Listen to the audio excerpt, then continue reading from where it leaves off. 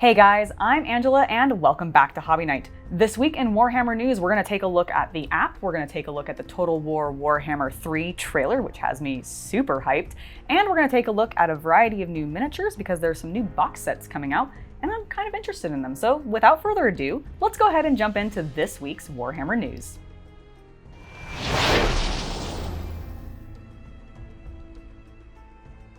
Death is like the winter chill.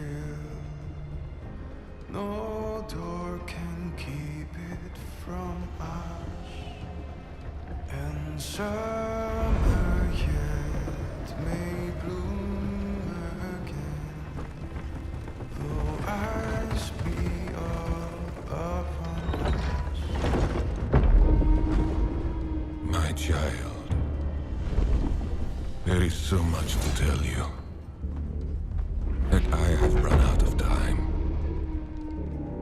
The sacrifice I made was not enough. The dark gods still feed on our transgressions. Corruption. Let's start with that Total War Warhammer 3 trailer because holy cow, I am so excited. It features very heavily Kislev and Chaos Daemons, which the game has desperately been in need of Chaos Daemons. I have played hundreds of hours of Total War Warhammer 2. I've played a little bit of the first one, not that much. I've really kind of stuck to 2, just because it's, it's just the better game. But I'm really excited for this third one because I like the two factions that they're really featuring first. Kislev has always been really cool. I played Empire really heavily just before I sort of stopped playing a lot of Total War Warhammer 2, and Kislev was one of those ones that I kind of was interested in because, like, they're really cool. They've got all the guns, they've got the bears. Like, who doesn't want armored bears? Like, I want to ride an armored bear. That would be cool. So they're really neat, and I'm very excited for her.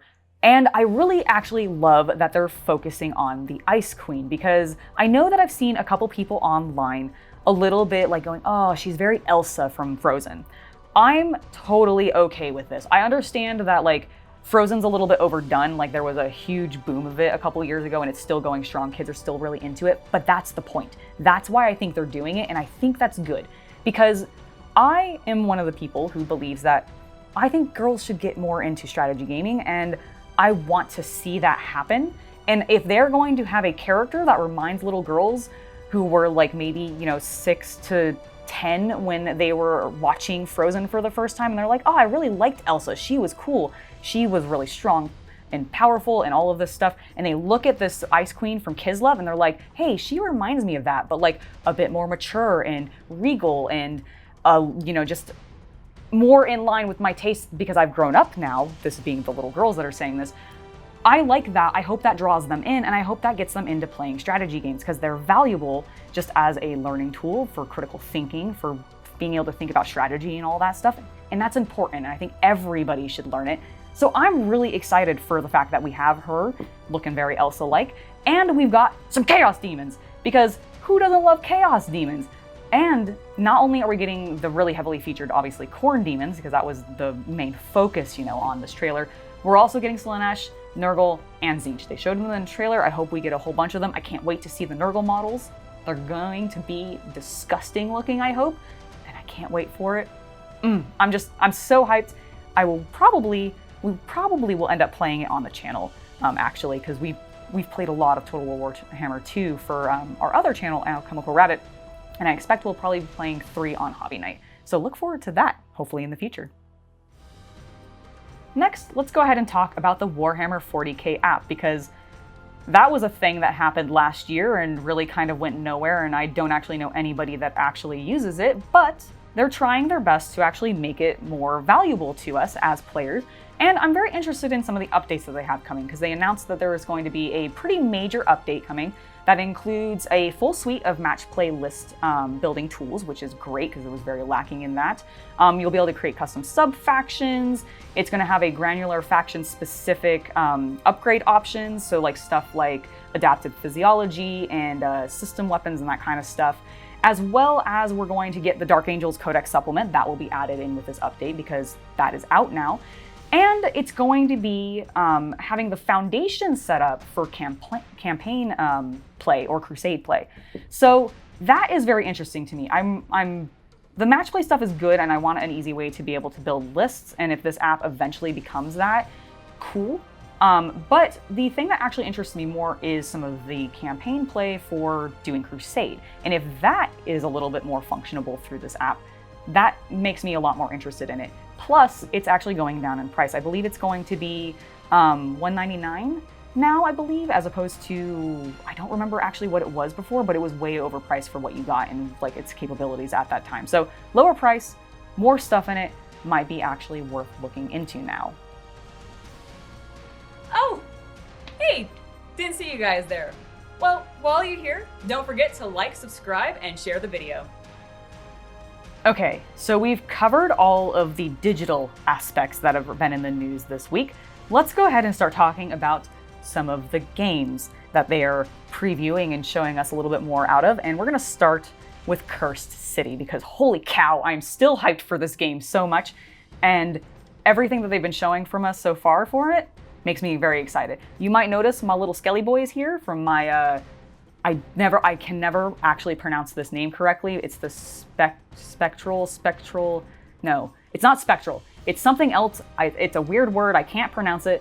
But these little bone boys from Underworlds, actually, I think like Shadespire, the original one, are gonna go great with what is coming in part of Cursed City because we're getting some skeletons in that as well. Let me just check my notes real quick because I actually wrote down the guy's name. So we are going to be getting some previews of the heroes and villains actually each week for this game, and I'm so down with that. There looks like there's gonna be about 13 of them. I checked the website that they have up now for this specific game where you can get more information. It goes in a little bit into the city, and then they're putting all of the details of the characters as they show them updated onto the website as well. And when I was looking at that, it looked like there were 8 heroes and 5 villain characters that they were going to be previewing. So I'm assuming we're getting 13 in total, which is very thematic. I know that this game is not actually Mordheim, but because it's in Age of Sigmar and everything in Mordheim, I don't think it actually exists anymore. But it's really continuing to feel that way because the 13 made me immediately think Skaven, which I don't actually think Skaven are going to be involved in this game. Let me be very clear about that. But it did just make me go, you know, this really is just like a retelling of that, but instead of using Skaven, they're using Chaos, it seems like. But whatever, I don't care. It's a horror fantasy themed grimdark game, and I am so down for it. The skeletons look cool. It's Captain Halgrim and his Ulfen Watch. They showed, I think, 2 of the Ulfen Watch and then the captain himself. He looks badass. Like I said, he's going to go really well with these guys. I'm probably going to, when I get that, paint them up in the similar color scheme just so that they all match, because you can never have too many skeletons. They're useful in like almost every game because they're a very common enemy, and having plenty of painted skeleton miniatures is never a problem. And I'm very much looking forward to painting these next boys. This week, GW also announced 3 new box games that they're going to be sending to, I assume, Barnes & Noble and Target, like those style games, because one of them is the Space Marine Adventures, which I know definitely is a Barnes & Noble / Target exclusive. I can't actually remember which. And then there's 2 other games that they're having as well, and these tend to lean in that same vein.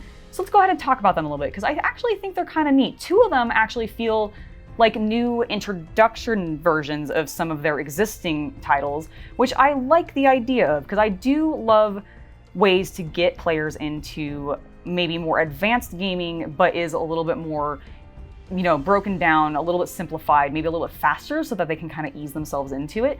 So for the first one, it's the Warhammer Age of Sigmar Bladeborn, and this is going to be a fast-paced, brutal combat game of clashing warbands, and in it you're playing as either Kagura's Ravagers, the new Underworlds kit that just released last week, or the Godsworn Hunt, and your objective is you're wanting to earn a place in Archaon Everchosen's army, which is cool. I actually like the idea of it, and it feels like a really nice sort of introduction to Underworlds, because if you look at the pictures that they showed of the game, it's got a hex grid board like Underworlds does, it uses cards and dice like Underworlds does, and it has literally the same miniatures that you get in that Underworlds kit. So other than the fact that I think the iconography is a little bit different, like it's not a one-to-one thing, but it really feels like a, hey, here is a lighter game of Underworlds or something very similar to it. You've now liked this, here is a way to get into and use these exact same miniatures in Underworlds itself or Warcry. So it just leads you into the Age of Sigmar path, and I kind of like that. Now, moving on to the Space Marine Adventures game, we've got Doomsday Countdown, and this is just a continuation of this cooperative game that they have out. It looks pretty cool. You get 3 Space Marine heroes, and then I believe you're going to be getting a number of Chaos cultists in it, because the concept for this one is that you have those 3 heroes, and they're going into a hive city that has been overrun by, I'm assuming, a Doomsday cult, hence the name and everything. And it sounds pretty neat. I don't know if the Chaos cultists are in another kit. I don't recognize them specifically, but I do actually really like the one that they show with the lady with the horns. Like the mask, it looks very Harlequin almost. I assume it's probably, if not Slaanesh, Tzeentch maybe, or something like that, just because the mask and everything. But I really, really like the look of them. I want to know if I can get them other places though. The third game in this set is going to be Space Marine Fireteam, and when I saw that, I was like, is this like an intro version to Kill Team? And honestly, it kind of feels that way, because if you look at it, it's a combat game. It's like an arena combat game in the same way that Kill Team is. You start with Space Marines, actually I think Primaris Marines from Indomitus, as well as the new Necron Warriors from Indomitus. So if you need more of those, I guess this is one way to get them, potentially cheaper. And yeah, it just looks like a pretty simple game where it seems like a simpler version of Kill Team, honestly. I'm curious if that's sort of the intent, is it to draw you into that? I wonder if they'll give you the stats for those miniatures so that you can actually play them in 40k in the same way that when you get like kits from Underworld, for example, you can still run those miniatures in Age of Sigmar. So it'll be interesting to see that. Obviously, you can find these stats. Obviously, they exist out there. But it'd be nice if they actually included them in that game to encourage the people who are picking this up to go, hey, there is a greater game with this, with either Kill Team or just Warhammer 40,000. If I want to play much larger scale games, that could be cool. Might be a good way to get into it. I mentioned Underworlds in the last clip a little bit, and we're going to now focus on them because we got a preview of what the next set is going to be. And I was correct, it is in fact Savage Orruks. And I think they look pretty cool. I'm going to admit, the first miniature that they've shown us, and I think they're going to be showing us more this week and everything, but the first one that they showed us is just like an orc, and he's like got his arms spread wide, and he's got some kind of Wolverine claws, I think it is, and it's really dull looking to me. I don't know what it is. I like it. Okay, I will admit, I wanted to see the back of him, because if he has his little tush hanging out, that will make me much more interested in this set, because I just think that would be funny to paint an orc butt.